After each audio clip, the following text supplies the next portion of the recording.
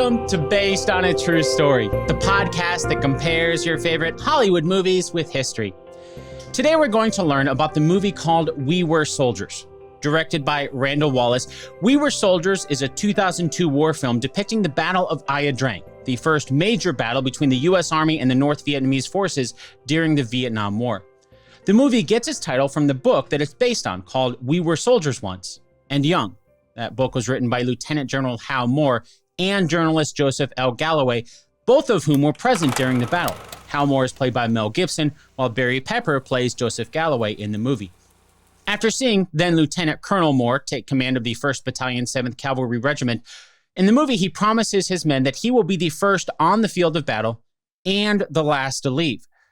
Then they arrive in Vietnam to some intense combat between approximately 1,000 U.S. soldiers and 2,500 North Vietnamese troops, although the movie makes a point to mention that the Americans don't really know the numbers of their enemy during the battle.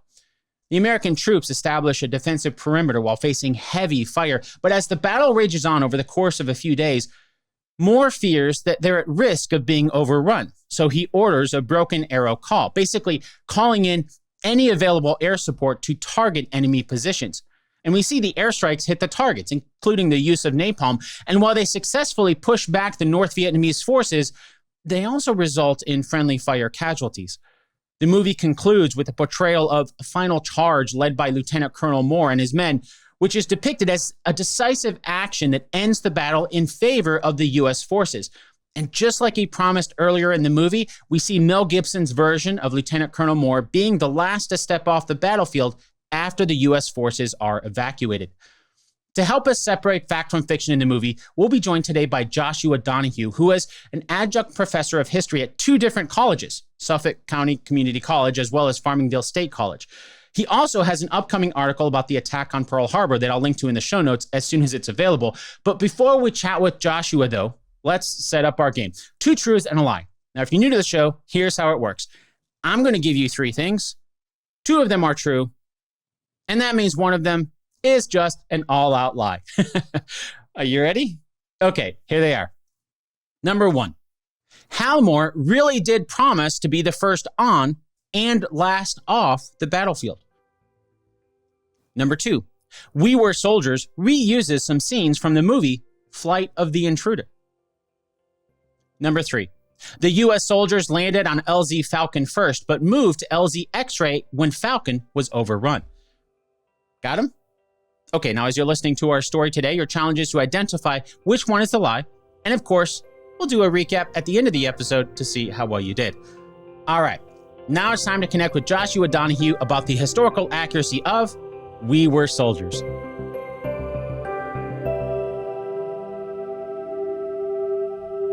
Before we dig into some of the details of the movie, if you were to take a step back, give We Were Soldiers a letter grade for its historical accuracy, what would it get?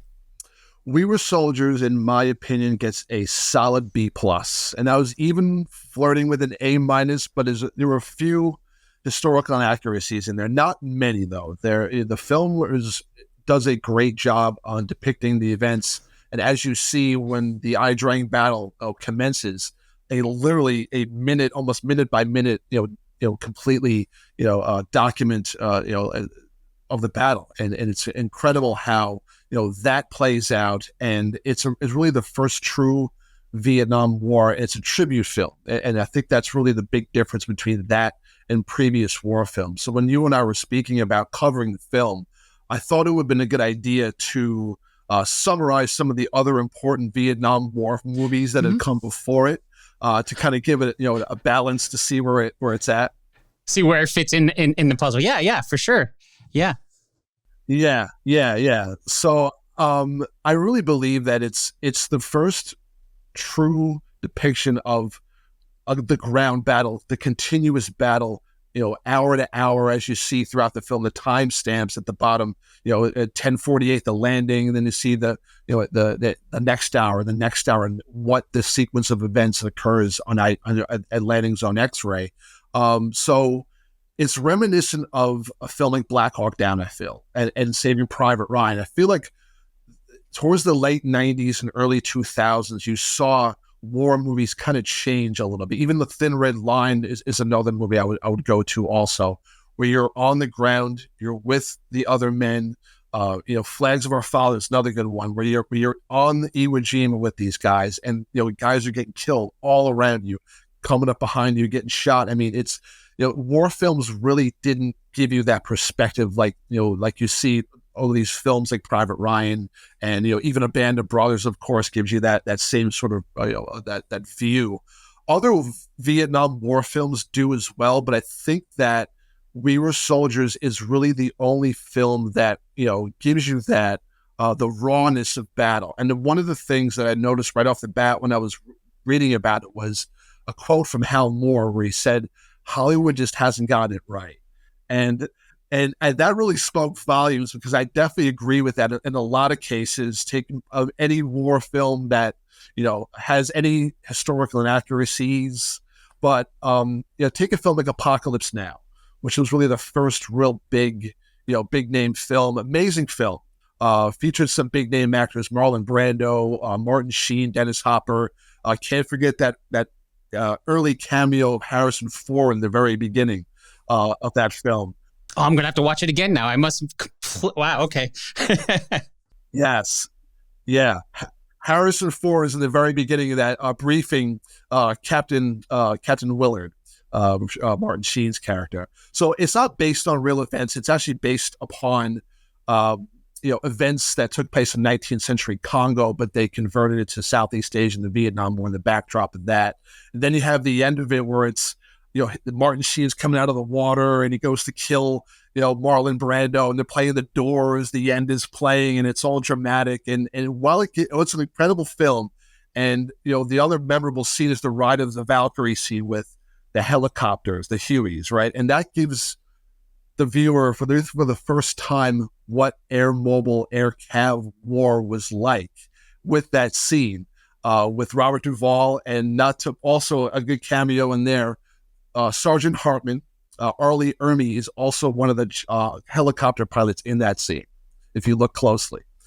So take another film like The Deer Hunter in the late 1970s. If you look at the central narrative of these films, it's once air and ground combat operations end in 1973, of course, the fall of Saigon in 75.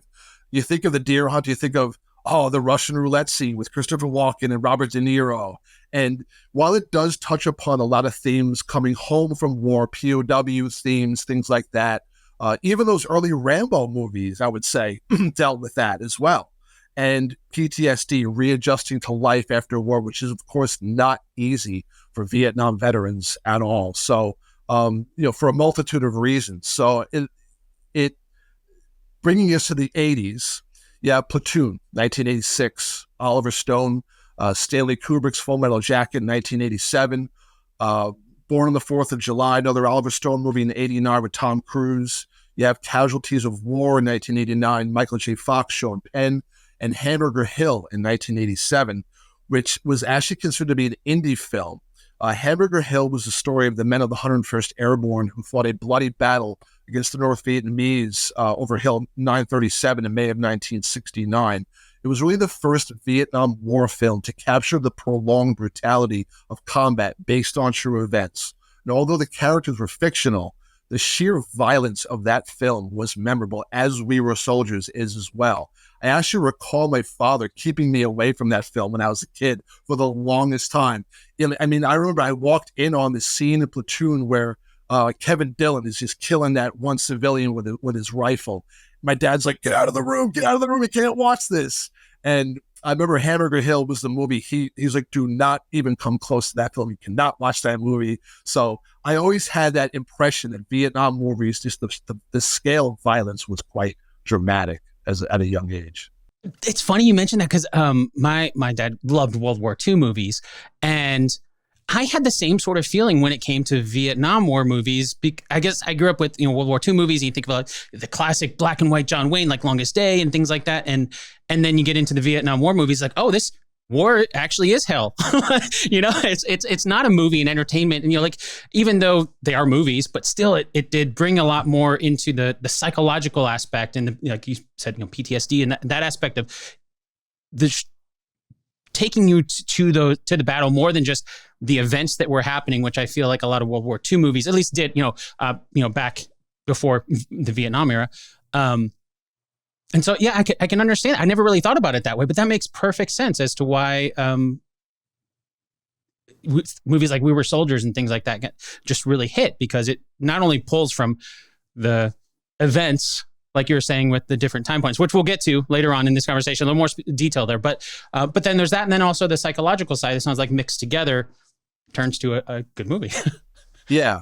And that was I think the theme of a lot of those early Vietnam War films was that, they went to the dark side of the human imagination, the human mind. And often see Apocalypse Now and Full Metal Jacket. It was really almost a dark comedy if you really think about it in many ways. I was thinking about a 2021 interview with the director of Hamburger Hill, John Irvin. He was actually pushing for that movie to be released before Platoon and Full Metal Jacket. And if Paramount, he said, could have been a quote unquote a little bit braver, because Vietnam was not considered a popular topic among Hollywood producers and directors.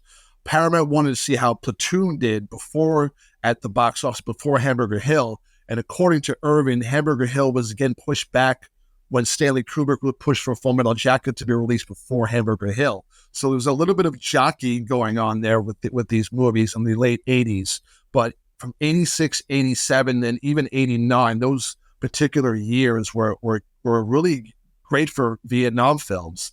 So to sort of summarize these releases, many of the themes of previous Vietnam War films in the catalog depict themes of drug use. You see it in Platoon and other films. You see racism. You see it in Platoon. You see it in Hamburger Hill. Insubordination among soldiers and commanders, right? In Platoon, the scene where, they're shooting each other, Barnes and Elias and all these guys. And then at the very end of it, with Willem Dafoe with his hands up in the air. Sex and prostitution. Full Metal Jacket comes to mind. Hamburger Hill comes to mind, and other films. And also, of course, violence against civilians, which, again, not to say that none of these things didn't happen. They absolutely did to some degree or another.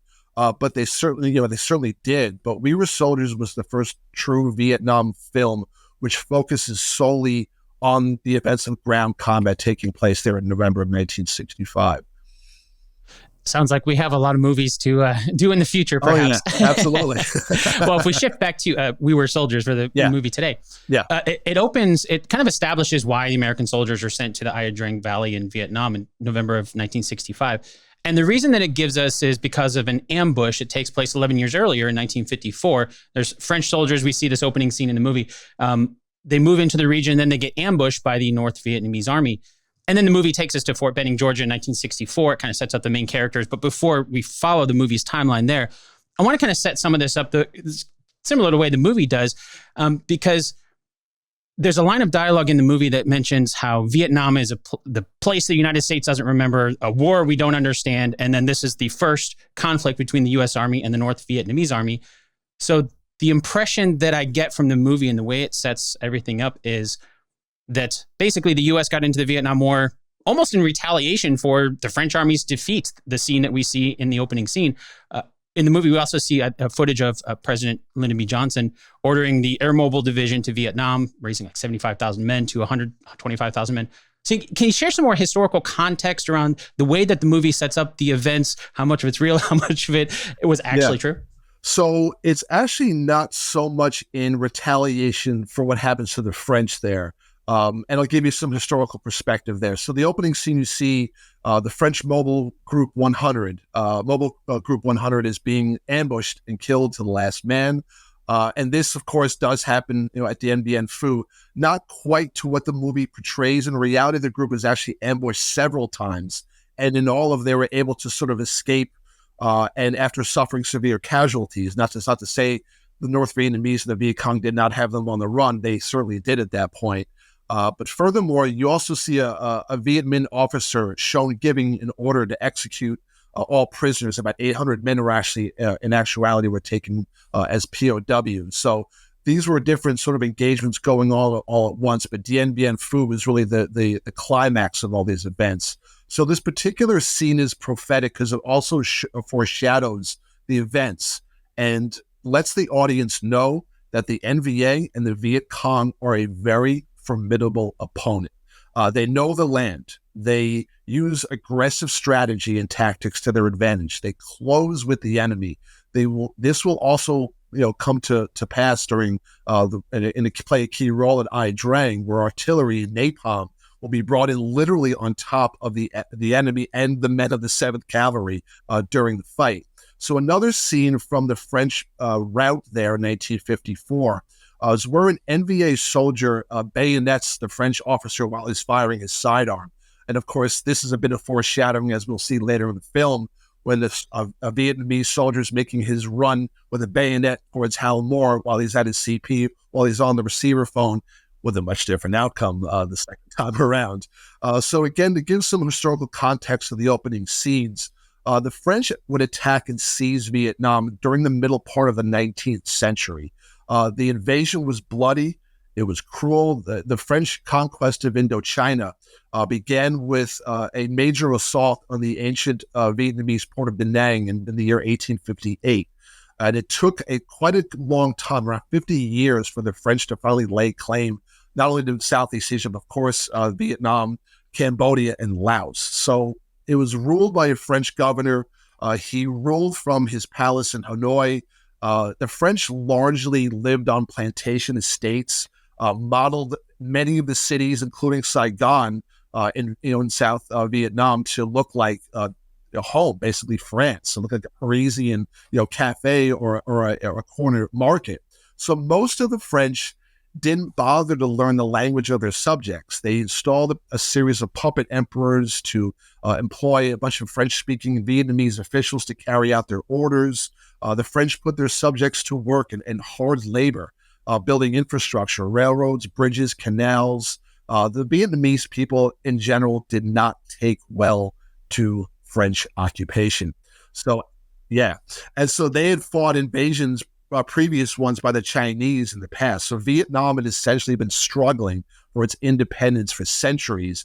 And by the early 20th century, nationalism was also on the rise. So this was the climate that was going on at the time. And anyone who dared to resist French colonial rule risked exile, prison, execution. The guillotine was still being employed at that time. So the French looked upon the Vietnamese as inferior. And it was during the post-World War I era where a young Ho Chi Minh begins to rally support of the Vietnamese independence from the people.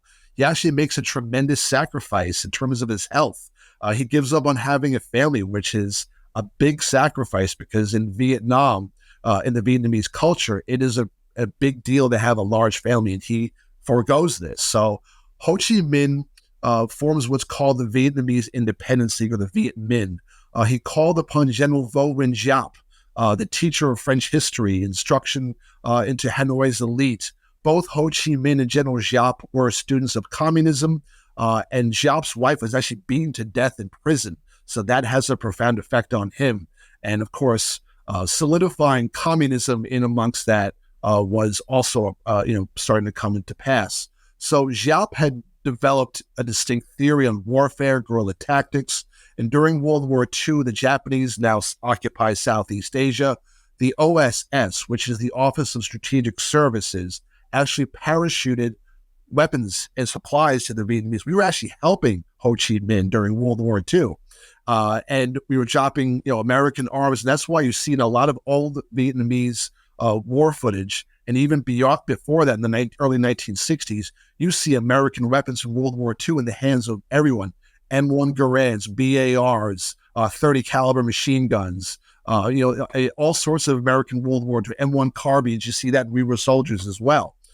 So to the Americans, they marveled at how quickly they were able to adopt to the Western weapons. And the Ho Chi Minh called the Viet American Army. He saw the Americans as champions of democracy, and that would help them end colonial rule. So we were friendly with Ho Chi Minh at one point in time. So it's interesting how that dynamic begins to play out. So Ho Chi Minh had his people break into Japanese storehouses, help steal rice, help feed his starving country. He was hailed as a savior, and following the atomic bombings of Hiroshima and Nagasaki, Ho realized it was only a matter of time until the Japanese left the area. And he called upon his people to rise up and take back their country as quickly as possible before the French returned and reasserted their colonial control. So he actually quoted Thomas Jefferson, the all men are created equal speech during his declaration speech in Hanoi on September 2nd, 1945, which was the same day the Japanese surrendered. So Charles de Gaulle had insisted that the United States stay out of France's way. It's their empire. They're going to go reassert their rule there. U.S. remain neutral with hopes that the French and the Viet Minh would work out some sort of peaceful agreement. And that did not work out. So as you're saying, we think of, the Vietnam War, right? I mean, I've said it, I don't know how many times already, I'm sure I will, but from the Vietnamese perspective, then, was it almost a revolution against the French? I mean, what you're saying sounds eerily similar to the American Revolution against the British, right? You're exactly right. You're exactly right. Yeah, North and South Vietnam were divided temporarily into separate zones along the 17th parallel. The British were actually holding the South, and nationalist China were holding the North. This is immediately after World War II. And of course, you had the Chinese, revolution, the civil war going on there between, Mao Zedong and the communists and Chiang Kai-shek and the nationalists. So the French and the Viet Minh were already fighting in the streets of Saigon. It was already chaos in the streets. It was anarchy. And this will be the theme of what happens really with South Vietnam. North Vietnam quickly unites under the flag of communism. And below the 17th parallel, it is complete and utter chaos. So a fresh group of French troops is arriving in Saigon as the British begin to pull out of there. They reassert their control on the entire country, and soon thousands of more French troops will begin pouring into the area. So General Giap is now consolidating his Viet Minh forces. Many were viewed as renewed fighting and killing their own people, fighting for the communist system. By 1949, Soviet Union and the Communist Chinese were now reaching out to help. So to counter this move, U.S. President Harry Truman now approves $23 million, later increased to $336 million as an aid plan for the French in Vietnam. America was no longer neutral. So with 35 advisors overseeing the delivery of jeeps and other supplies to the French, the U.S. was officially in Vietnam, and the growing disdain towards the U.S. was now clearly becoming more evident in Vietnam as they now saw supporting the French. So Vietnam had been caught up into the gears by the Cold War at this point in the 1950s. So by the time that Dwight Eisenhower is elected president, America is footing 80% of the bill for France's fight in Vietnam. And by 1953, the French had already been fighting for 7 years. They had suffered over 100,000 casualties. It was not going well for them whatsoever. So on the eve of Dien Bien Phu, there was a proposed meeting in Geneva with each side trying to improve their position before the negotiations. French General Navarre had set up a base in a remote valley in northwestern Dien Bien Phu, and hoping to lure the Viet Minh into a decisive battle. The French forces, and this has to be one of the strangest strategies in all of military history, they dug into the valley floor surrounded by the mountains. And they were, and this is one of the most remarkable feats in military history. General Giap pulled off one of the greatest logistical feats of probably of all time. He had 250,000 porters transport all of his food and weaponry by foot, artillery pieces that were disassembled. Giap surrounded the valley with 50,000 men and over 200 guns. And the Eisenhower administration tries to send in aircraft to resupply the besieged French. And there was the belief that if we lost Vietnam to communism, the rest of Southeast Asia would follow the domino theory. So after 55 days, the exhausted French would surrender on May 7, 1954. And they would lose 8,000 men there, wounded or missing. So it should have been the end of the colonial era in Southeast Asia, but we saw it in Cold War terms. That's a great setup to a lot of stuff, a lot of the context that the movie obviously doesn't show. It just assumes you know. But I think it's kind of telling that, I was like, well, it sounds like a lot like the Revolutionary War. It's a testament to, I don't even understand a lot of the details there. And the movie also mentions that it's like Americans don't understand the Vietnam War. Was that a pretty accurate sentiment for the general American in the 1960s that they don't understand what's going on over there?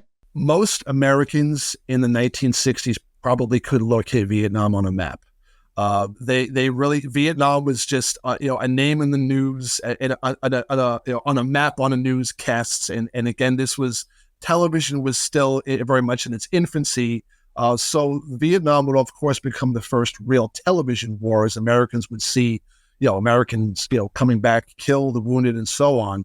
So following France's defeat at Dien Bien Phu, Senate Majority Leader at the time, Lyndon Johnson, was quite vocal about communism spreading throughout Southeast Asia. He quoted as saying, "We've been caught bluffing by our enemies. Today it's Indochina, tomorrow Asia may be in flames after the Western Alliance will lie in ruins." So Americans knew really nothing about what was going on with Hanoi or Saigon or anything in between. So Ho Chi Minh was now surrounded by individuals who wanted to, waste no more time in reunifying Vietnam. Very aggressive generals, and it was almost a sort of how World War I plays out. And you can even make the argument for the American side on this, where the Kaiser was sort of in the background, and you had, Erich Ludendorff and Paul von Hindenburg really running the show. And this is really what happens in Vietnam, where guys like Giap and Le Duan will sort of shuffle Ho Chi Minh to the back and say, "We're going to run the war here." And even in America, Lyndon Johnson in the background, Westmoreland and Robert McNamara and others running the show. So Ho Chi Minh was surrounded by these people. And the party secretary, first party secretary, a man named Le Duan, was one of those individuals. He had helped found the Indochina Communist Party. He had actually survived 10 years in a French prison.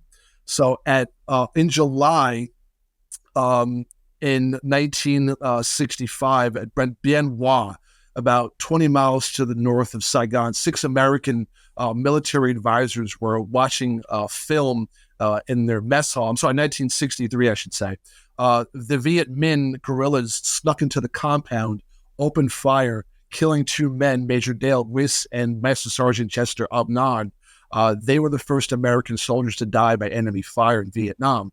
And even before then, there were advisors being killed men for the Peace Corps who were just there trying to help, the Vietnamese people live a better life, a better, installation, better infrastructure, little, immunizations, things like that. So Kennedy and Richard Nixon both wanted to hold the line against international communism. That was a big deal in the 1960 election. So very few Americans knew or cared about what was going on in Vietnam. And Vietnam in those days, and a great quote by Leslie Gelb, who worked for the Pentagon, said, "Vietnam in those days was a strategic chessboard, not a country with a culture or a history that Americans would have, they would have an impossible time trying to figure out, even with the mighty fist of the American military behind it." Wow. Yeah. I mean, that's so different than World War II. It is. Much more complicated. Yeah.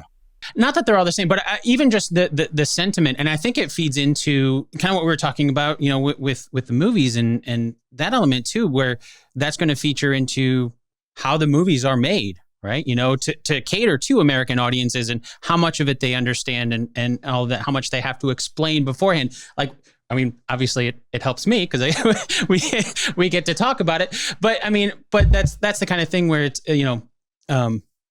It's fascinating to me how different movies from World War II are to Vietnam War movies like this. Yeah.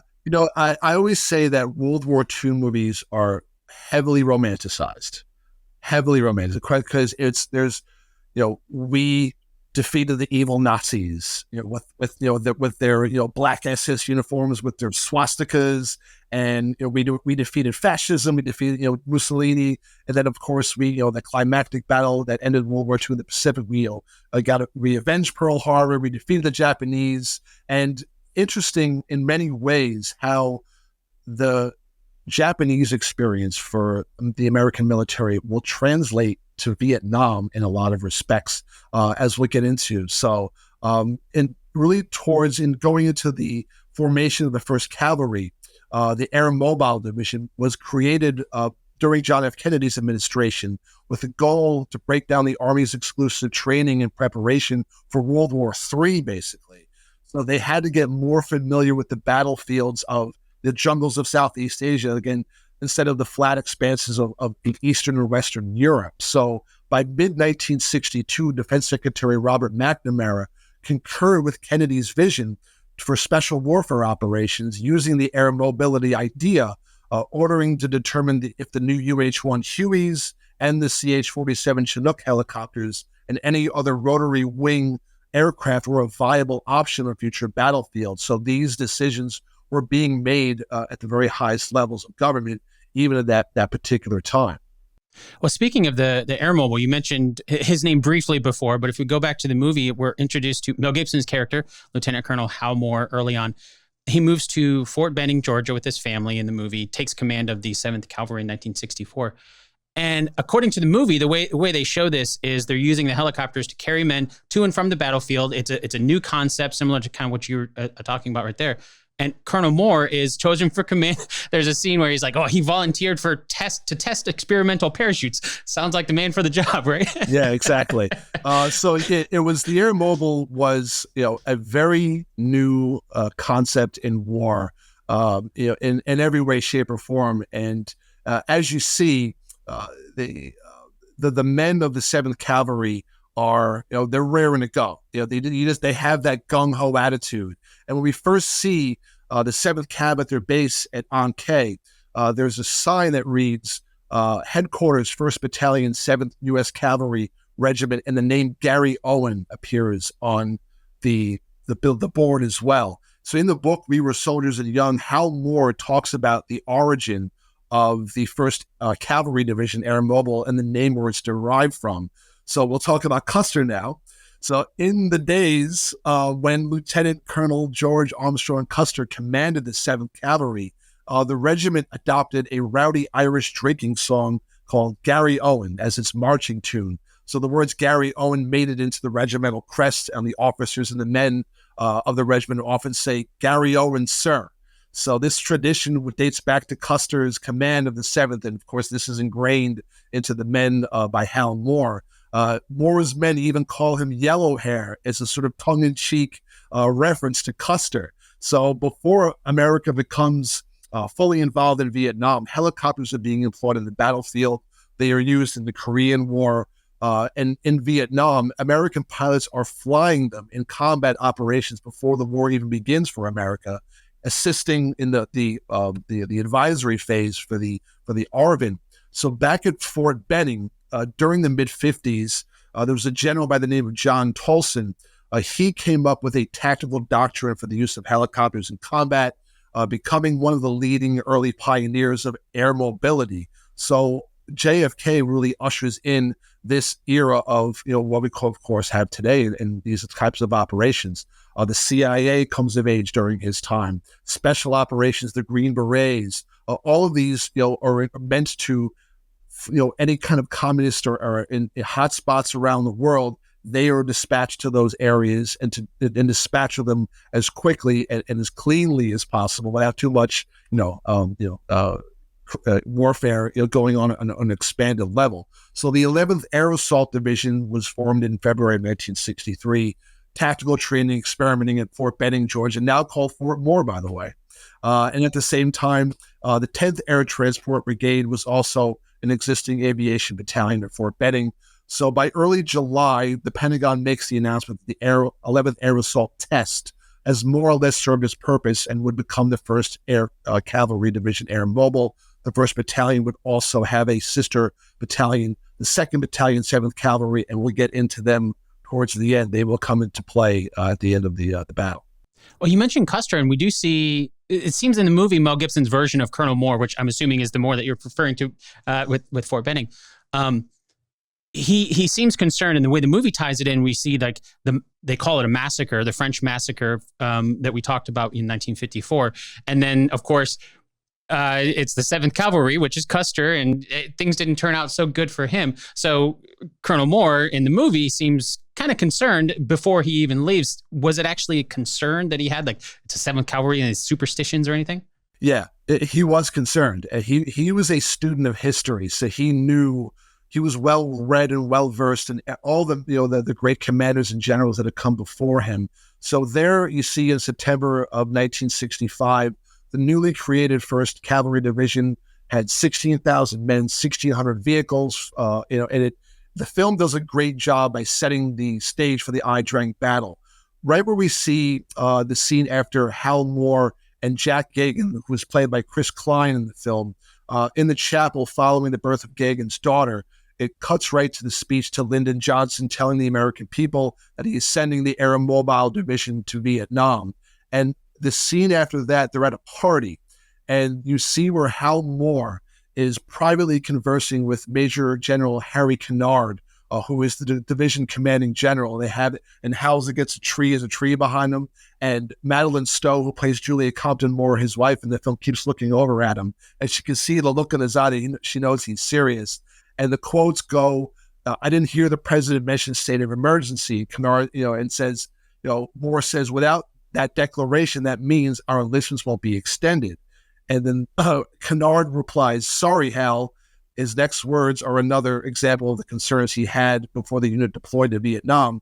Says, forgive me, sir, but let me get this straight. We form a division using techniques that have never been attempted in battle against an enemy with 20 years of combat experience on his ground, 12,000 miles away from our ground. And right before the Army sends us into the fight, they take away a third of my men, the most experienced, including the officers.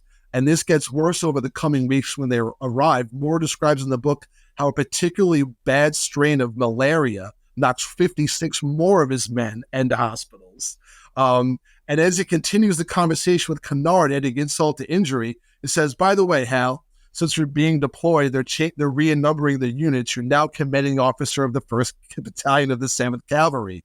And he says 7th, same regiment as Custer. And he just looks at him with that real stern look of approval, almost like a grin on his face. And what's interesting about this General Kennard and the placement of the 1st Cavalry at Ankh, it was right in the middle of enemy territory. Sound familiar?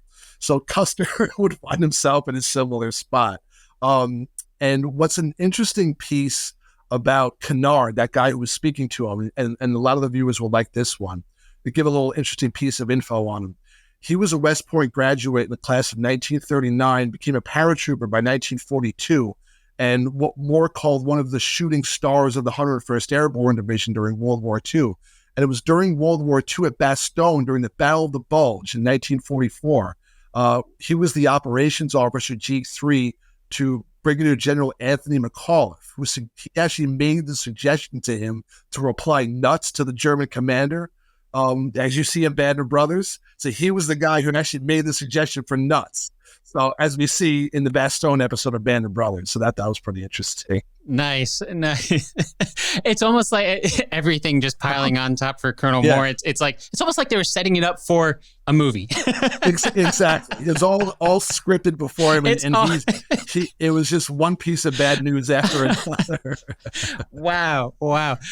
Some of the other characters that we do see in the movie are, of course, the helicopter pilots. And in the movie, if we're to believe that version of history, they are, let's just call them an odd bunch.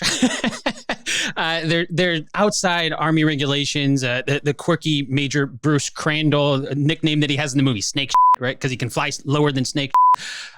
Mel Gibson's version of Colonel Moore just says, well, you guys might look like but your equipment is immaculate. Right. And then, of course, once we see them flying, we can see just how good they are.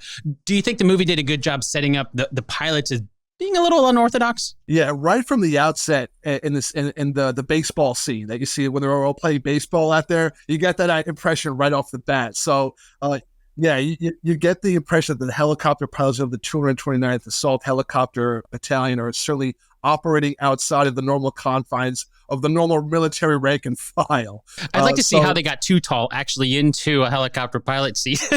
Yeah. I love the quote he has where he's like, too tall, sir. And Mel Gibson goes, that's right. Yeah, I think I see how you got your nickname.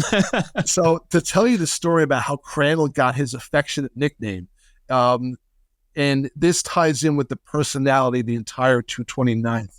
Crandall sent one of his warrant officers, and Crandall had been in the military since the 1950s. He's a major at this point. He sends one of his warrant officers to a local market where he buys a large python. And what Crandall would do to sort of initiate the new guys, he would wrap the python, coil the python around his arm, and sneak up behind them and say, "Welcome to the outfit. I'm your commanding officer," and wrap his arm around them as they're looking at him, and all of a sudden they look back and there's looking square in the yellow. It's like it's a scene out of Crocodile Hunter or something like that, right? But and that obviously sets the tone right there from the get go. So he would get some interesting reactions, even if Too Tall Freeman was there, just in case someone decided to throw a punch at their CEO. Too Tall and a few other guys would be waiting there in case someone got out of line and decided to hit Crandall. But if I had to describe Bruce Crandall, and I watched a number of interviews, he's still alive, it would be resourceful. And operating outside of the Army regulation was the reason why he was resourceful. You could probably do a TV or a film adaptation of the activities of the helicopter pilots there alone. There was certainly a odd lot in many ways, but you needed to be, especially in those types of combat environments. I say this because Crandall had to resort to drastic measures at times to get his men the most basic essentials. So he was an example of how you're able to maintain that delicate balance between regulation and non-regulation when it comes to things like maintaining morale in Vietnam. Basic essentials like food and water. You're in the middle of the jungle. You got to think of things pretty quickly and think on your toes. I listened to a great interview with Crandall, who was being interviewed by Joe Galloway from 2015. It goes into detail about he and his men were able to devise methods about bringing water into the camp, procuring items on a pretty regular basis. When I say procure, liberating, he would say, lights from the officers' club. They would just magically disappeared. He talks about stealing the generators from the Air Force, discussing an issue with keeping the beer cold in the refrigerator and being able to keep the light on at the same time. So he went out and got another generator to make sure they had an adequate power to make sure the beer was cold and the light stayed on at the same time. So he would also tell this great story to Galloway about he and his men would actually fly their helicopters to the Army supply depot and make off with an untold amount of items that were marked for removal to other areas. So he said the guards would, of course, never shoot at them. You're not going to shoot down a helicopter. And, obviously shooting them down, causing an even bigger issue. He would even cut deals with the guards, and they had concrete floors, all the amenities available, even brags about having them before his superior officers even had them. So one thing he actually didn't tolerate among his men was gambling. And I immediately thought of the conversation in Banner Brothers what Dick Winters has with Buck Compton when they were in the Jeep, and he's saying, what if you had won? Don't ever put yourself in a position to take from these men. I love that quote. And I thought of that when I thought of this part from Crandall where he comments that he and Freeman were actually, here we go again, thrown out of a Vegas casino because Ed Too Tall Freeman was winning too much. And they decided, you guys got to go. So these guys were definitely some interesting fellows, to say the least. They got away with a lot. And Bruce Crandall, played by actor Greg Kinnear, who does a great job in the film. And you see the scene where they're playing baseball, where Crandall slides into the bases call. He looks up and sees, I believe you're out, Colonel Moore standing there.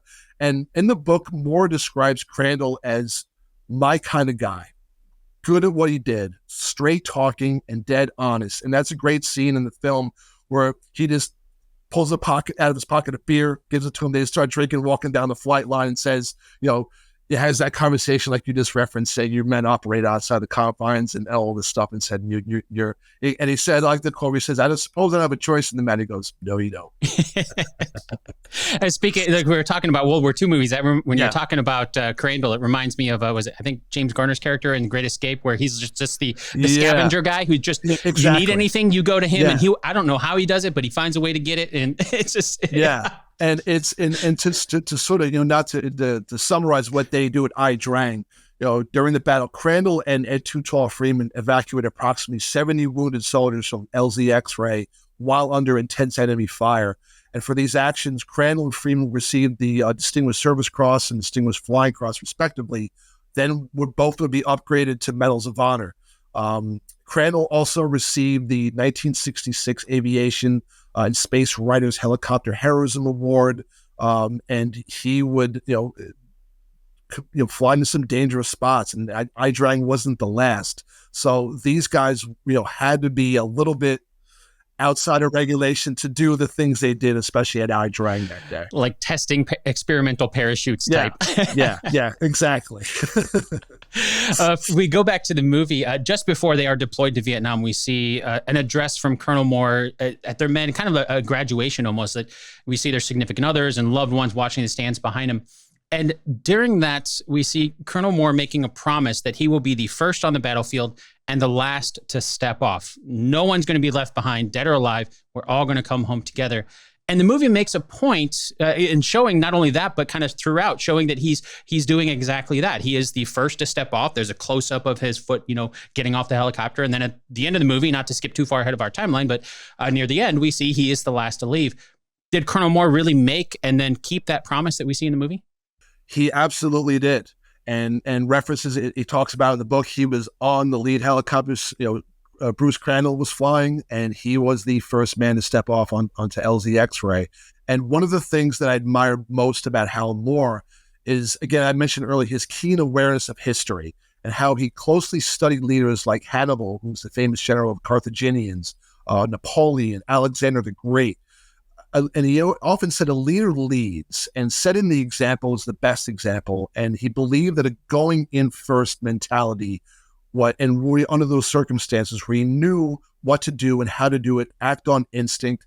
He says there is a head part of leadership that comes from being fully prepared. And there is the hard part, which instinctively knows when to lead and how to do it. And with him, he felt that he had to do it. He had to go and lead others, because you saw how devoted his men were to him. They followed him right into the heat of the battle. So he had so many great qualities that any good combat leader would have. He reminds me of a Dick Winters type of soldier, just smart, articulate, well-spoken, well-versed in history, even-tempered, humble. He can come up with endless adjectives to describe Hal Moore. He was straight and simple, a guy, and he would often say there was a solution to every problem, and never quit and just keep driving on. So Moore describes in many ways how he attains those vital leadership qualities at West Point.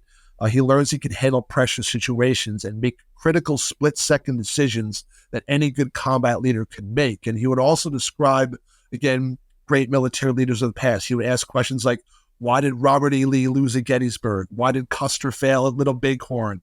He has a great quote, and it says, to study military history is to study leadership. And I couldn't agree more with that. So he would often relate his experiences in the Korean War. Moore fought at the Battle of Pork Chop Hill. He would say, there are tigers in this world, and the U.S. military must be ready to fight those tigers. So in Korea, Moore learns how to handle the stress of combat. Everything he would experience at Ia Drang, the explosions, the screams of wounded and dying men, the environment, the dust, the smoke. He went 72 hours without sleep, and he was able to function at Ia Drang. Yeah, most of us would probably fall apart at that point. I can't do that at home, let alone on a battlefield. No, yeah, I can barely make 24 hours, let alone 72. Well, you talked briefly, you talked about the helicopters. We kind of talked about that. And I want to ask a little more detail around how the movie sets up their cycle, right? When we see in the movie the 7th Cavalry sent into battle, they said almost like a resupply chain of soldiers and equipment getting to the field. They're, again, the cavalry in the movie sets up using helicopters instead of horses. But one key difference between the horse-powered cavalry and the helicopter-powered cavalry is that each soldier has his own horse, and with the helicopters, once they're dropped in, they're kind of stuck until the pilots come back with more men, equipment, or take the injured back. And in the movie, Colonel Moore mentions it's a 30-minute trip by chopper, round trip from the base to the battlefield. So that means the first 60 men will be on the ground alone for half an hour until more come. And then in the movie, we see there's 6 helicopters taking the first group of men. I'm assuming because of the numbers there, it's 10 men per helicopter. There was another scene, I think Sergeant Major Plumley mentions that there's 395 battle-ready men that they have overall. So doing the math on that, a little less than 7 trips with 6 helicopters or so. And if each trip is 30 minutes, 3.5 hours to get all the men to the battlefield, roughly, right? Of course, that doesn't Yeah. factor in things, other things as well. There are a few ththings that definitely come into factor as well. Is that a pretty good analysis? I mean, that's strictly from the movie's timeline. Is that pretty good? And what's interesting, I watched a speech that Hal Moore made at West Point. I think it was in 1995, around there, and how you see the timestamps on every those major events throughout the battle. Moore did that. He had pictures, aerial photographs taken of the battle while it was going on and times after. And he literally handwrites the timestamps on the top of the Polaroid, the white part at the very top of the photograph. So he just was prepared minute to minute, knew exactly what the timing of the lifts, and throughout the film, and really throughout every major Vietnam War movie. And the one that I always gets me is the Forrest Gump scene, where it cuts from him hugging his mother and right to Fortunate Son and the Huey flying. The Huey is the workhorse of the Vietnam War, hands down. And the 7th, of course, uses it to a very high degree. So if you retrace exactly what occurred that morning, Crandall describes how when he took off, Hal Moore was with him. He patted him on the back and said, "We can't land yet. We have to go into orbit for a little bit." So he flew around Pai Mei over the airspace there for about 20 minutes. And Pai Mei was also a special forces camp that was being attacked, and this was part of that operation to alleviate those attacks there. So he was almost running out of fuel at this point. He was only able to get 4 lifts in before he had to go back and refuel the first 8 aircraft. So he could only refuel 4 at a time. So the second 8 are going to have to wait because they're only about 30 seconds behind him in the landing zone. So as soon as he pulls up, they're coming right in. So he had to refuel after about 4 lifts, because after the 4th into the 5th one, that's when they really started getting hit, and the landing zone started getting overrun by the North Vietnamese. So by the 5th one, he would have all the infantry in. And Moore also talks about this, where he says, when they come off and they're shooting, their guns blazing, as soon as they come off those choppers, Moore and his men are firing away. That's exactly what happens in the film, in real life. And then they stop and look around and it's quiet, almost eerily similar to a lot of those later Japanese home island battles. Say Okinawa is a good example, where they lead, or Guadalcanal, where they land on the beach and there's nothing, no resistance. They go on, and the enemy knows they're there. They're watching every move. They're high up and observing the enemy. Recon patrols. They're probing. They're getting every which way imaginable. So the first lift of 8 Hueys, led by Crandall, all lift off from X-ray, banked in towards the base. And at 11:20, after that first lift, the second lift lands. 16 helicopters bring in the rest of Bravo Company, 3rd Platoon of Alpha Company, and Captain Tony Nadal's Alpha Company command group. So at this time, this is when they discover the deserter, where he says, Mr. Nick, who's actually the guy who jumps off after Moore with the M1 carbine, tells him there are 3 battalions in that mountain, amounts to over 1,600 men, and Moore's continued to wait for the rest of his men to arrive. And then Crandall's 3rd lift into X-ray, they were getting shot. By the 4th one, they were getting shot up pretty bad. And on the 5th lift, he had to change aircraft. And another thing that Crandall says that would happen, he had to switch a couple times because the Hueys were shot up and damaged. He would not take off until the door of his helicopter with the snake emblem on it was taken off and put onto the next helicopter. He wouldn't leave until it was done. So that door had to be on every single Huey helicopter that Snake Crandall took off with to go to the back and forth. I found that I blew my mind when I heard that. It's like, it doesn't get any more quirky than that. I was going to say, talk about superstition of some sort, right? Exactly. You mentioned the deserter, and I want to ask about this thing that as I was watching, I thought it might be a plot hole. So it might take a little bit for me to set up, but there's a few different scenes here. And one is with the deserter. I guess even before they land, in the movie, we do see, it looks like artillery clearing the landing zone before they land. And then after they land, pretty soon afterwards, there's that deserter, or at least the lookout pretending to be a deserter, whatever he is, But in either case, he does tell Colonel Moore where the base camp is for the NVA, about 4,000 men or so. It points to a mountain kind of across the way. And then later on, in the thick of the fight, the American soldiers are just about to be overrun by the enemy. And then Colonel Moore calls in close air support, push the enemy soldiers back. We'll talk about that part later. But we see, the jets coming in, airplanes dropping bombs. I'm assuming napalm. There's helicopters come in and everything. Why didn't they just bomb the mountain as soon as they found out where the enemy was? We see the 7th end up waiting for Snake's helicopter to clear out the base before they go in anyway. Why didn't they just do that from the start? Yeah. So there are a few answers to that. The first being Moore himself, and he was quoted as saying he really did not have a whole lot of information about how many enemy were in the area at the time. And that's really a running theme throughout the Vietnam War in general. Intelligence is you have to be right there in the jungle on the ground. And again, they're using the Ho Chi Minh Trail. They're having to, they're going into different countries to get around into South Vietnam and infiltrate. So the North Vietnamese and the Viet Cong really had a vast network where they could be anywhere at any given time and send reinforcements at a moment's notice. So they really were everywhere. And Moore's men, again, capturing the scout and telling them that they want to kill Americans very badly, they just haven't been able to find any. That did indeed happen, as the film shows. There's actually photographs and moving footage of that very person during Ia Drang. Ia Drang was actually documented pretty thoroughly, and that there's footage of that scout slash deserter. So to take into consideration the geography, the mountain itself, the Chupang Massif, is a 2,041-foot high mountain that overlooks the landing zone.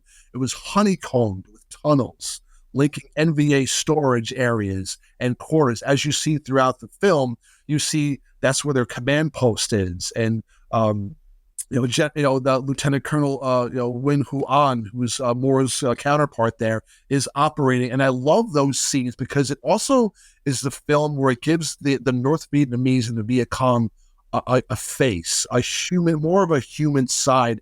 They fought the battle too. They lost people as well. And you see him, the Americans overrunning the landing zone, and he's saying right then they're making immediate command decisions right on his map there, giving orders to his men, and they're carrying them out. So to give you a sort of historic perspective on it, if you look at that particular mountain range, Chupang is actually much larger than the film suggests. The mountain range itself stretches from the western side of what's known as the Central Highlands, and it's actually divided almost straight down the middle by the border between South Vietnam and Cambodia.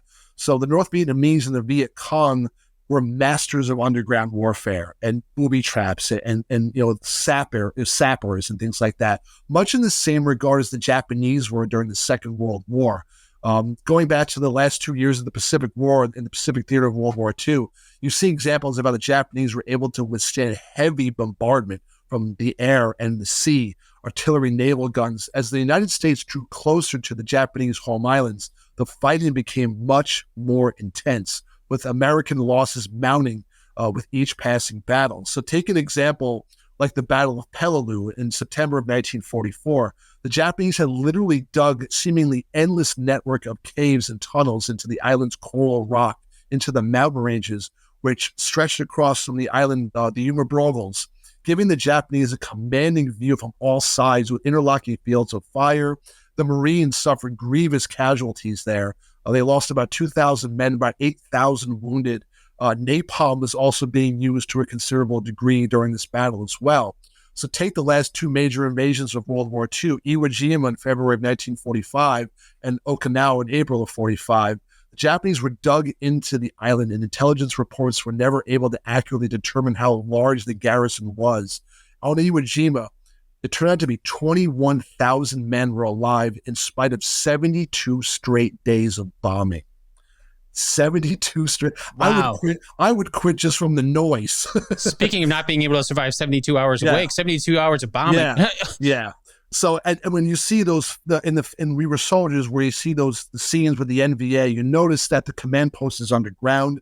This is a good representation of how this same type of warfare is still being employed by the North Vietnamese. And when we see Win Hu An at his map table with a complex network of tunnels around him, allows them to conceal their numbers and attack with reinforcements at a moment's notice. And any bombing attack really wouldn't have made much sense until really the enemy couldn't really be seen. And that runs the theme of all of Vietnam, especially in a film like Flight of the Intruder in 1991, where they're bombing trees. They can't even tell who they're bombing, and that's really how that theme runs.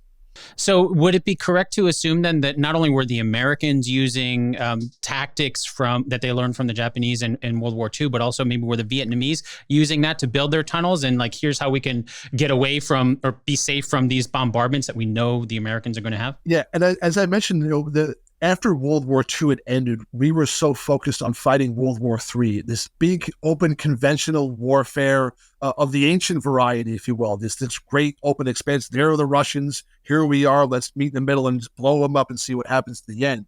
Everybody line up and yeah, exactly. So, tunnels, caves, and these, types of things, you can hide your numbers because they know the land, they know the trails, they know routes in and out of the mountain passes. So they can, move in and out of areas at a moment's notice. So, what Moore does, and one of the most impressive decisions he makes, the moment those helicopters land at X-ray, he immediately sends, 3 companies right up the slope to meet the enemy in case they're there, to send scouts in, not even give them a chance to even come down the slopes of the Chupong Massif. So they want to more immediately sends those guys right up. And that's a great decision, saying we're not just going to sit around and wait for guys to come in and just all commiserate and be in this one area, kind of slowly fed up. No, get to the base of that mountain, get up those slopes and attack the enemy as soon as you see it. You talked about this briefly, but I want to kind of just talk about it on its own, being those the text on screen with the specific points, because at the climax of the movie, we see some of the most intense fighting. We see one of the American platoons get cut off from the main group. They get pinned down by enemy fire. Throughout most of the fighting, the movie shows us those times and dates. I think the first one is about 46 minutes into the movie after they land there. That says landing zone X-ray at 10:48 a.m. Then we see the null at 1:15 p.m. That's when the enemy overruns the landing zone, about 3 minutes of movie time. And that later we see Americans blowing up the trees to form landing zone Falcon, a second landing zone about 5 miles away. There's a text on screen, 2:27 p.m. The creek bed, 3:34 p.m. back at the knoll, the ridge at 2:23 a.m. Back at the creek bed at 6:09 a.m. So it's kind of going around, and that's then, of course, the Broken Arrow call at 1 hour and 35 minutes into the movie. We'll get to that in a moment. But all of that added together, it's about 50 minutes of screen time in the movie to show us events from about 11 a.m. to about 6:09 a.m. the next day. So if we're to believe the movie's timeline, it wasn't even a full day before the Broken Arrow distress call indicated that they were overrun. I also know the movies also changed timelines around a lot. So is that accurate? Yeah, as I mentioned earlier, Moore does a phenomenal job with documenting the timeline of the battle with those Polaroid, those reconnaissance photos. I mean, he's a meticulous leader, and it does line up with the events at Ia Drang. At Bravo Company had worked its way up the mountain at this point with First Platoon and a man named Lieutenant Henry Herrick. He's the guy who leads Second Platoon and gets cut off. Lieutenant Dennis Neal's Third Platoon is in the rear. The First Platoon only got about 300 yards when Sergeant Mingo's squad found an enemy lookout. The unarmed youth gets up and starts running away. And that's something that reminded me of a great quote from the Ken Burns series, where John Musgrave was led into a similar ambush. Two guys went out, AK-47, spray them and take off. He goes, this is as old as Custer. We know what's going to happen. We're going to chase after these guys, and the enemy is going to pounce right there. So Herrick goes off. He lets his commanders know he's doing this, but before he's able to get support from the rest of the platoons and the other companies, he is surrounded. And this meant that the Americans at this particular juncture are heavily outnumbered. At 11:20 a.m., as we see the next flight of helicopters arrive at the rest of Bravo Company, part of Alpha Company, the prisoner was evacuated on the helicopter, and another lift comes in at 12:10. So some of the troopers had paused to eat sea rations around 12:15, and the fire rang out from the direction of Bravo Company. Moore has a great quote about the prisoner they evacuated. He says, it's 1995, and I still have yet to find out what information that guy we took off the battlefield ever had. You never knew at any point what happened. First platoon was cut off. It was about 100 yards west of that dry creek bed as we see in the battle, with Herrick's platoon on the right. They ran headlong into an NVA attack. They were streaming down the mountain at this point. They were heavily engaged with the enemy, trying to outflank them on both sides. Both sides took casualties, and the Americans were soon pinned down. And Captain Herron ordered Lieutenant Herrick and his platoon to basically form up with another. So as they did so, second platoon would take fire from the right. They would respond by pursuing the enemy soldiers. So he told them to be careful not to break off in the main pursuit. And as the men of first platoon watched, second moved up towards them. And then the third platoon was ordered to help the first. They all came under heavy fire. And as Herrick led his second platoon down the trail, as we see in the movie, he's the particular officer who, as we see, every guy who stands up is shot. There's 2 or 3 guys that are just being shot. And there's the footage that the camera going away from that aerial view. He's laying there kind of holding his side. And there's that the visual where you see his pupils dilate when he dies in the film. So this would actually lead up to the events where we see to Broken Arrow, which was at the point where Moore sees the NVA and the Viet Cong are running the landing zone, and you also see them. He's talking to Charlie Hastings, who is the Air Force forward controller, on the radio next to him. He's the guy calling in the airstrikes, and he's in communication with the American intelligence command in Saigon. That office that you see the camera cut back to, those 2 guys are, like, one guy's smoking pretty heavily and they're having those arguments, and it zooms over to the table. And you see the American flag surrounded by all the North Vietnamese ones. So yeah, we'll get into the comings and goings of the Broken Arrow call, because it's pretty significant there too. Yeah, well, I mean, that leads right into that. I mean, with the Broken Arrow, the way the movie sets it up, I think there's even a line dialogue that just straight out says that it's a distress call, meaning that an American unit has been overrun, calls in every combat aircraft for support. And then that's when I talked about it earlier, that's when we start seeing like the planes dropping the bombs, pushing the enemy soldiers back. In the movie, it seems like a turning point. Was that actually a turning point for the Americans? Yeah, it was, because, like I said, the LZ X-ray was overrun, and there were enemy wandering right in amongst the perimeter of Moore and Plumlee and everyone at the CP behind the termite mound there. You should see as they're trying to maintain order. And you see that one scene where Plumlee loads his 45s and, "Gentlemen, prepare to defend yourselves," and the guys are just coming in left and right on them. And when the Broken Arrow order is called, and they talk about this pretty in depth in the book. If in the movie, what people may not realize, I love the film Flight of the Intruder. When I first saw We Were Soldiers, some of the cut scenes that you see of the A6 Intruders taking off and the A1 Sky Raiders are actually from the film. Oh, okay. Yeah.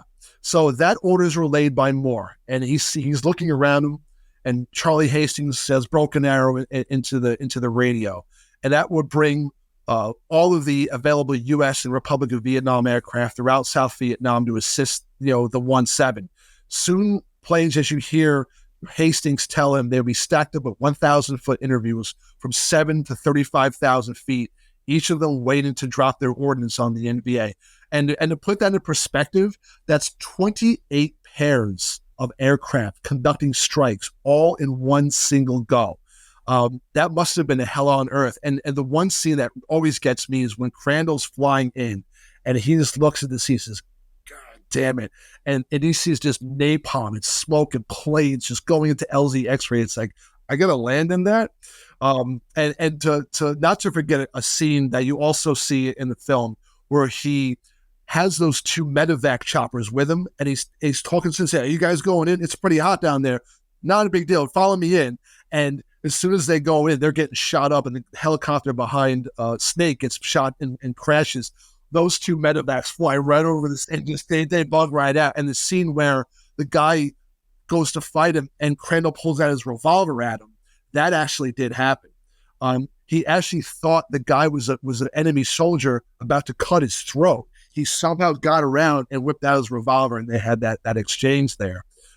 So to talk about the scene what happens where, and Joe Galloway talks about it in the book and you see him, he was right there to witness this whole thing as well, where you see the two F-100 Super Savers, both with canisters of napalm, moving into position for their bombing run, believing on enemy target.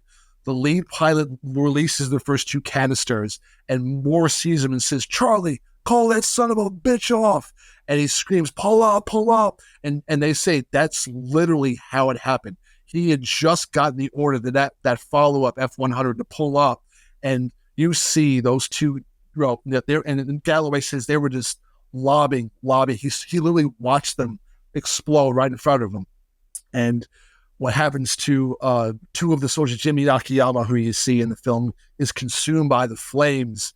And when they go into the aftermath, when Galloway goes to pick him up, the skin comes right off of his legs, and that's just a gut-wrenching scene.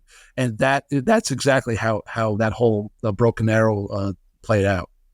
I can't wrap my head around how the type of reflexes you would have to have for that pilot to be able to just split second. Like it's Broken Arrow. So, it was a call that they probably were off doing some other mission. Who knows, right? I don't know. Maybe you do, but that specific pilot. And then, so he's got to shift gears to drop his ordnance, and then split second. Yeah. Register what he says. I Yeah. can't, it's the timing. And Galloway even says in the book, if he would have released his two tanks, we would have been right on top of his done. We would have been completely right in the middle of it. So that particular scene is riveting. But what I do like about it is they did not really use a whole lot of CGI like you see in a lot of films nowadays. Some of the Huey scenes were CGI, but most of them were actually shot using real helicopters, using the cut scenes like totally from Flight of the Intruder, and the A1 Skyrist providing close air support, the napalm explosion. I mean, the special effects team, I felt with the film, did an exemplary job with the firearms. There's a whole website devoted just to the firearms used in the movie. It's like the internet movie firearm database. The We Were Soldiers one is impressive. I mean, even if you saw a slight, in the background of a scene where an NVA soldier had a specific gun, they capture it, and this is the type of gun it has. So the production team did a phenomenal job of the film. Wow. I have to check that out. If we head back to the movie, after the turning of the tide with the air support coming in, the Americans push back the enemy at the original landing zone. They take it back, and then that allows the helicopters to come in and start evacuating the men. We see Sergeant Major Plumley inform Colonel Moore that all of our men, living and dead, are off the field. And so then we see the last American soldier to leave the field is Colonel Hal Moore. How well did the movie do showing the way the battle ends? Well, it's an interesting question because it doesn't happen the way the ending itself with the bayonet charge. That doesn't happen. So what you see is where they're waiting, and then the Hueys come up right at the last second as Moore is right over the cresting of the hill, and the guy's waiting to squeeze the trigger. He's got him lined up in the scope, and then Crandall and the guys show up with their gunships, and that didn't happen that way. That's Hollywood timing. I mean, it happens. That's where the Braveheart part comes into the film. Every movie has to have it. That's and of course, Gibson and Wallace synonymous with the film Braveheart, and that's gotten pretty well beat up over historical accuracies over time. But yeah, just a little bit. So what happens? What they don't show in the film is what happens at Landing Zone Albany, which is just situated, not too far off from X-Ray. So Albany is what occurs where the garrison there is literally just about annihilated. And it's a stark departure from the ending of the film where you see, the Americans just overrunning the NVA. They're bayoneting them. Guys are trying to get a call into the phone, and an American guy just, stabs them with his bayonet. He screams. So, it's the slow motion shots where the bullets are going into them. AK-47s are flying through the air and that's obviously not the way it went down. But it's what the success, any success that the U.S. Forces have at Ia Drang is the opposite of what happens at landing zone Albany. So what happens after Ia Drang, really the main battle ceases, is that they call in a B-52 strike. And this is a major point in the battle because the Chupang Massif is about to be bombed. And the second Cav is now being sent in there. And they are literally wiped out practically before they are relieved. They're cut off by a number of North Vietnamese, and they are killed almost to the last man. Many wounded. So almost in the same regards, what happens to Herrick's outfit when they're cut off and they have to go in and rescue them. And Sergeant Savage is with his hand kind of raises up out of the ground. And he's got that great quote. That's a good day, Sergeant Savage, at the very end of it. The events of Albany are actually what emboldened the North Vietnamese. They say, you know what? Forget about what happens in Ia Drang. Look what we did in Albany. We wiped out almost the entire garrison there, and they see what happens, the events in Albany, as the victory. They don't see it as the Americans beat us. No, we got a victory here. We beat you guys at Albany. You guys may have won at Ia Drang, but again, that's a good sort of foreshadowing for the type of war that the Americans are going to get into as we start to see, obviously going into 66, 67, 68, 69, and on forward from there. Well, speaking about the type of war, and you mentioned this earlier, where Vietnam being more television and things like that, and in the movie at the very end of the battle, there's a helicopter that comes down, just delivers a bunch of reporters. It reminded me like the end of a sports game. You see the reporters come up and interview the coaches and the players, except this is right after the battle. They're trying to interview Colonel Moore. Did that really happen? And reporters actually show up that fast right after the battle? Oh yeah, wow. It definitely did. They were helicoptered in. And you can go on YouTube and see it. They interview Colonel Moore right after the battle, multiple interviews, and he says some amazing things. When the reporter asks him what's going on, he says, "I put a platoon over on a company on this side, but another company on this side," and he's just dictating what he's doing to the reporters. And you hear artillery fire in the background, and he says, "We're just clearing out enemy. The sound that you hear was part of that," and just is so matter of fact about it. It's remarkable. I mean, think about the adrenaline that he must have been going through him. But there's also another interview that's even more poignant. That's more gives. Actually, the end of the interview before that, he looks up into the camera and says, "We're hoping to find more enemies so we can kill them." And those are his exact words. The other interview is much more emotional.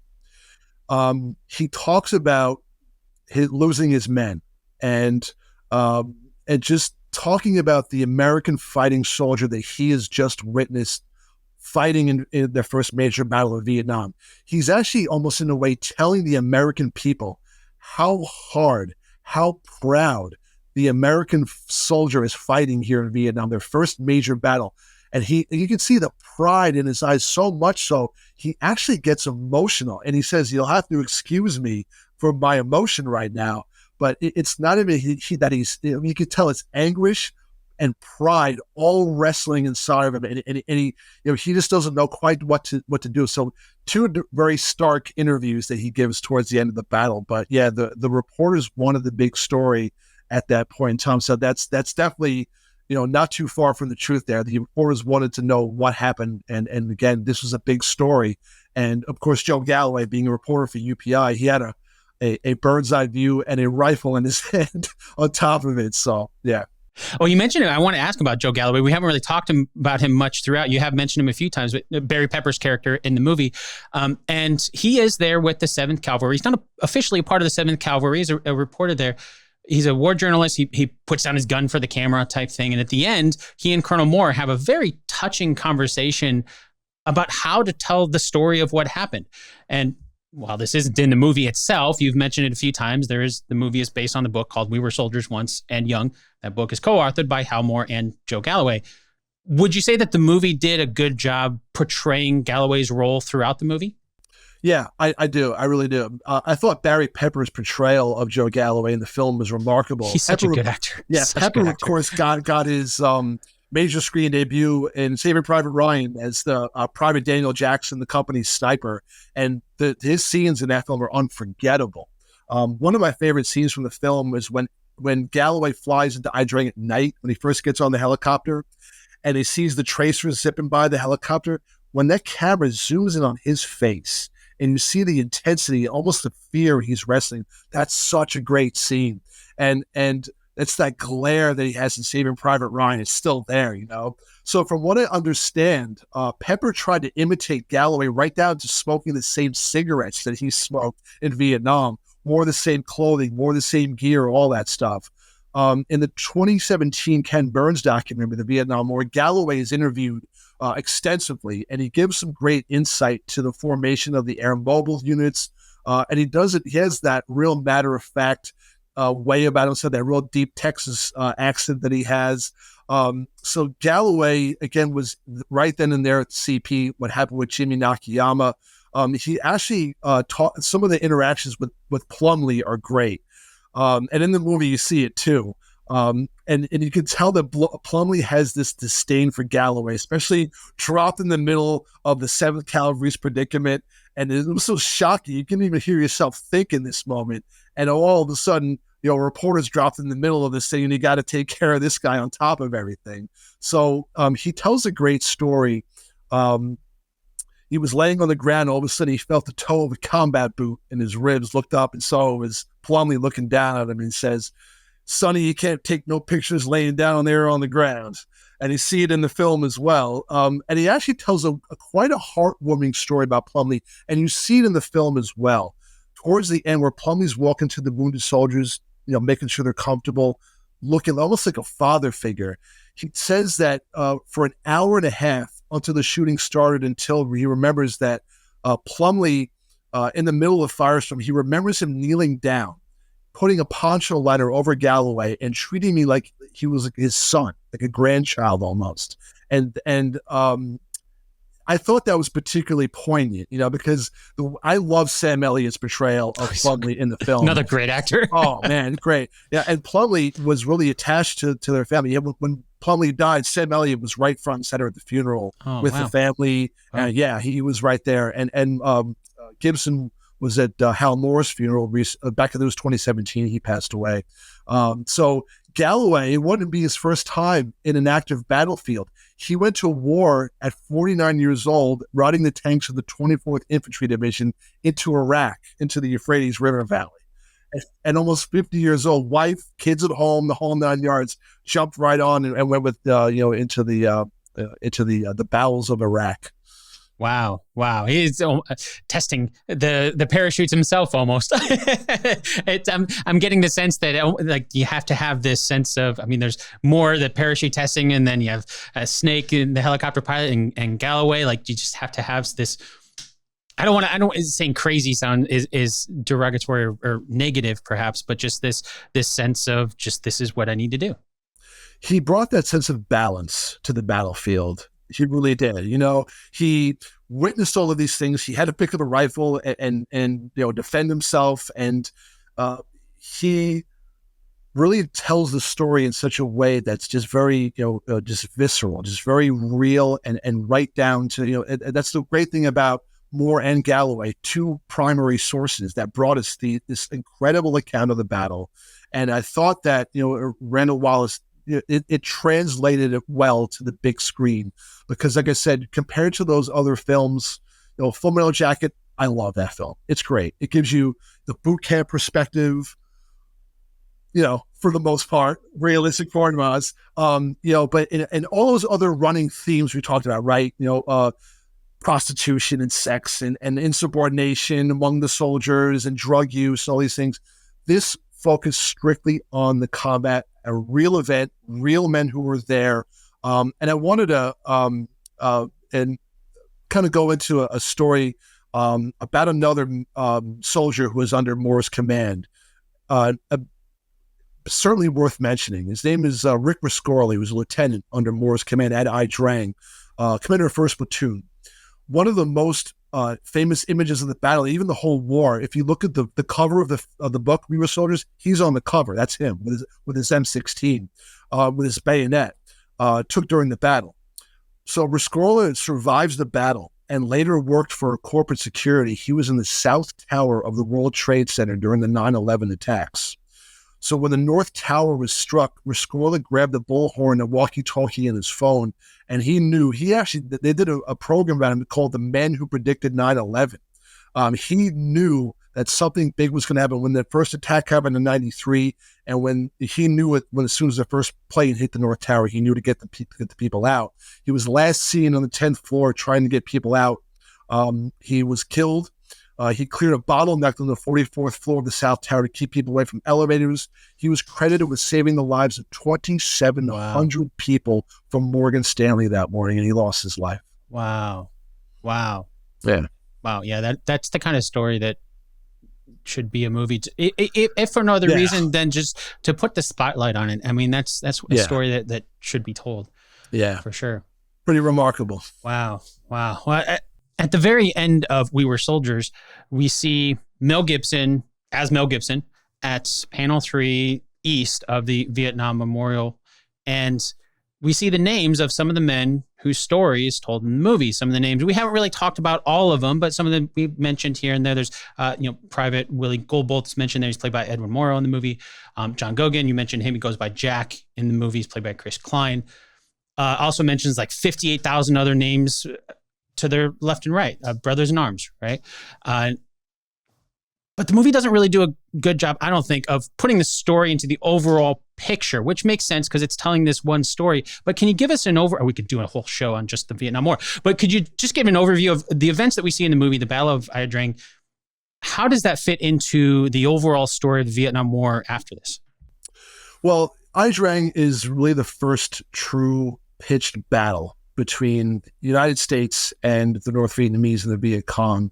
And again, as I mentioned, we had gone through an advisory phase up until that point. And as you start to see more and more Americans being killed in the advisory roles, again, during the Kennedy administration, Kennedy sort of torn what to do in Vietnam. He wants to commit more troops there, and he does. And he's being asked by the press, whether he's being transparent about what's going on. Walter Cronkite is asking him questions all the time about Vietnam. And of course, Kennedy's assassination, you're always left with what would he have done? Would he have gone forward? And right before he was killed, the president of South Vietnam, Ngo Dinh is actually assassinated in a coup that is staged by the administration, the CIA, and it goes awry. And again, what the American people didn't really understand was how dire the political situation in South Vietnam was at that point.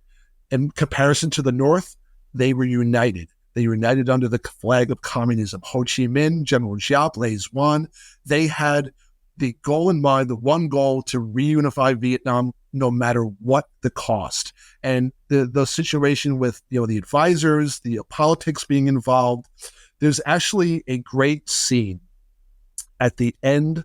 There are a number of deleted scenes for We Were Soldiers. There's about 8 of them. One of them is a scene that actually did sort of happen the way it did. Mel Gibson's character, Hal Moore, after the battle, meets with a character who plays General Westmoreland and a character who plays Secretary Robert McNamara. And they ask him, about the battle, what happened. And McNamara says, boy, oh boy, 400 guys again, and you guys killed 1,800 to 2,000, men.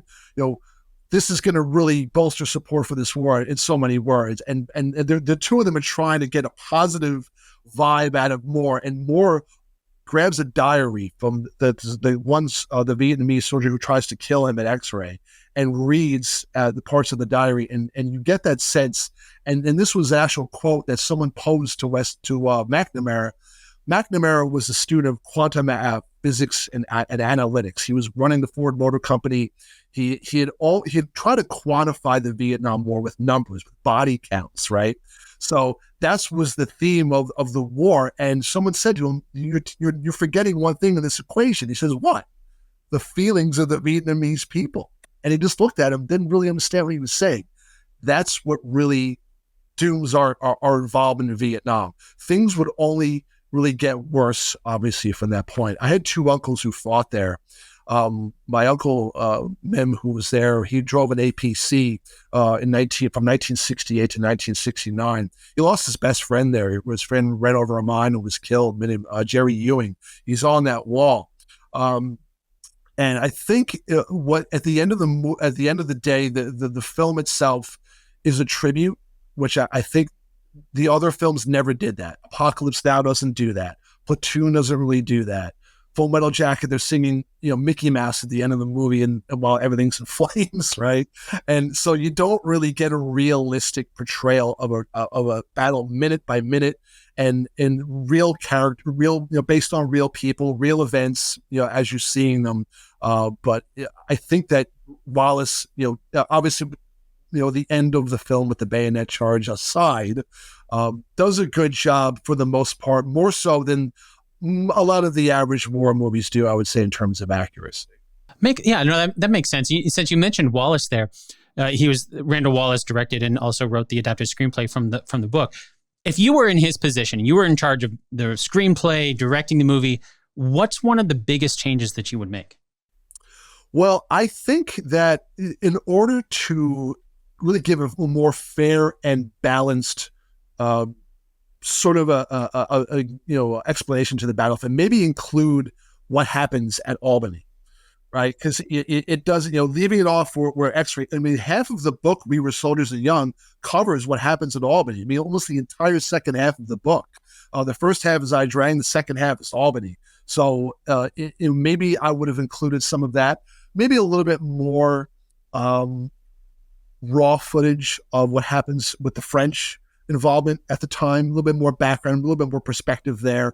I thought they did, a pretty decent job of that, but maybe a little bit more to give the audience a better understanding of maybe the politics involved. Not enough light has been shed on the Vietnamese side of things, and that's one of the things about the film that I think does a great job, is that you see the quote unquote enemy.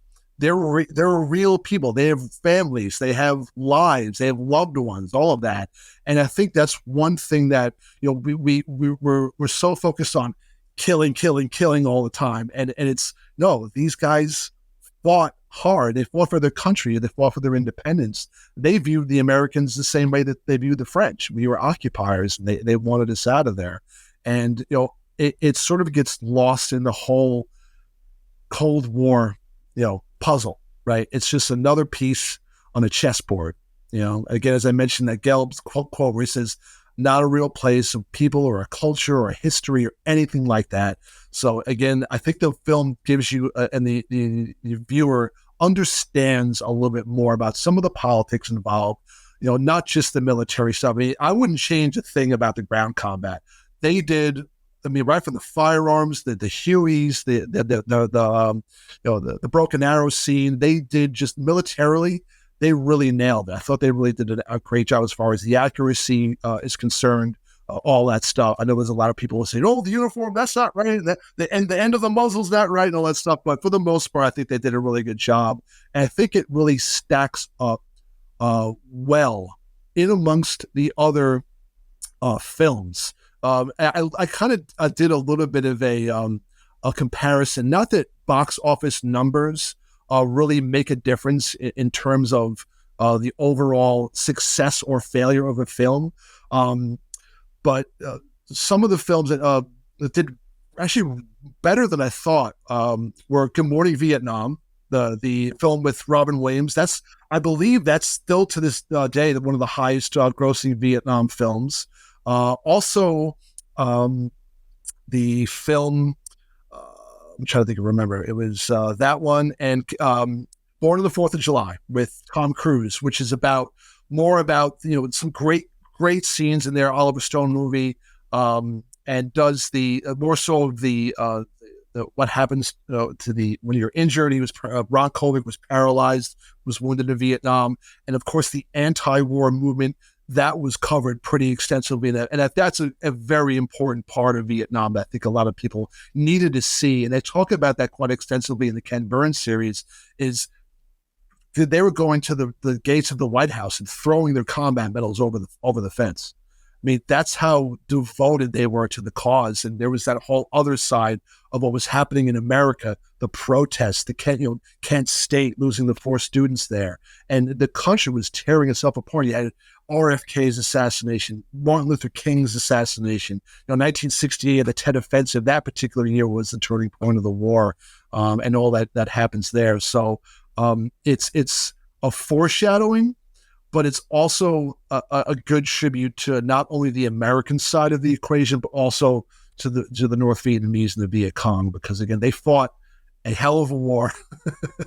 They showed us, they told us a lot of lessons that we went back afterwards and dusted ourselves off and said, man, we can't get ourselves involved in another war like that again. But history repeats itself.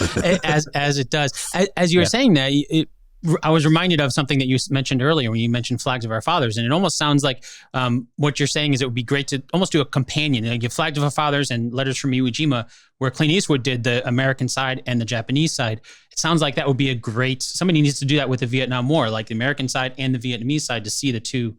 Yeah, because you know what it is? It's just the running narrative always, you talk about the American losses, 58,000, 200, and you think about, no one ever thinks about the losses that were in the millions on the North Vietnamese side. Of course, the South Vietnamese suffered, and no one more than civilians. Civilians suffered, every war, civilians always suffer the most, between displacement, your loss of loved ones. Vietnam was that type of war where innocent people, you're trying to win the hearts and minds of the people. You bomb their villages, and next minute they're your enemy.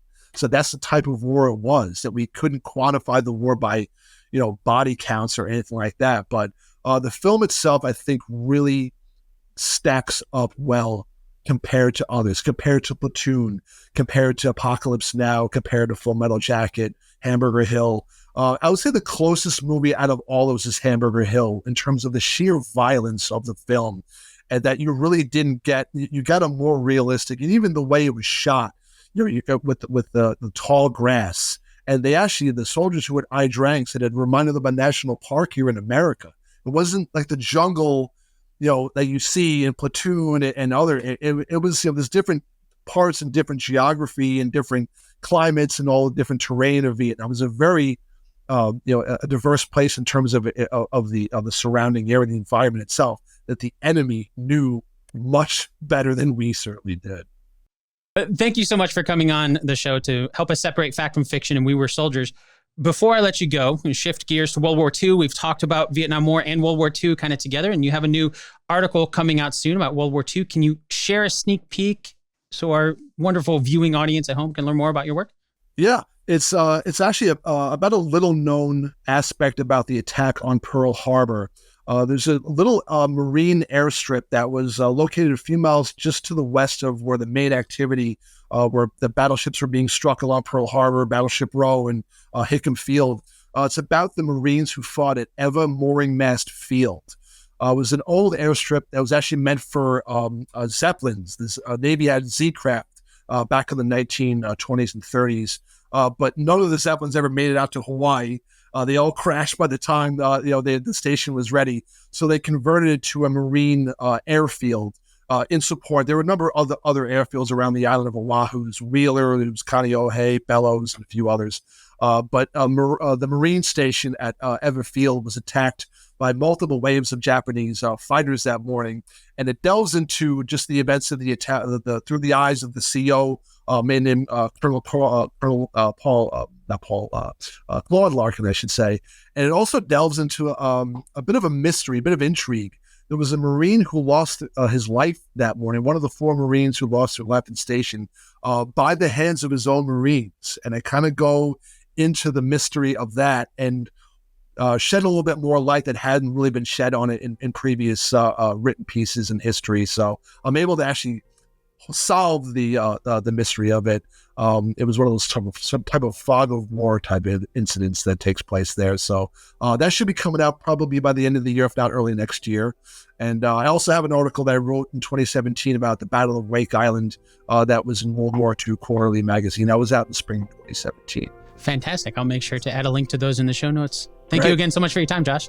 Thank you so much. I enjoyed it, and I'll look forward to seeing you again. This episode of Based on a True Story was produced by me, Dan Lefebvre.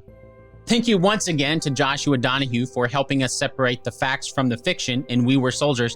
And Josh mentioned his new article at the end there. As of this recording, it's not published yet, so if you don't see in the show notes, that just means it's not out yet. But until then, you can check out his past work that will be linked in the show notes as well. Oh, and I'll also throw a link to the book that the movie is based on, because that is another great resource to learn more about the true story.